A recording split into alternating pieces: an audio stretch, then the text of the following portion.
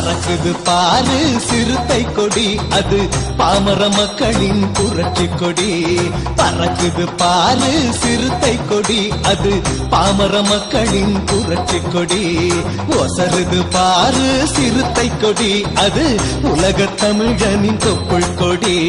நீல சிவப்பு நிறா நடுவுல நட்சத்திரம், நீலம் சிவப்பு நிறம் அதன் நடுவுல நட்சத்திரம்.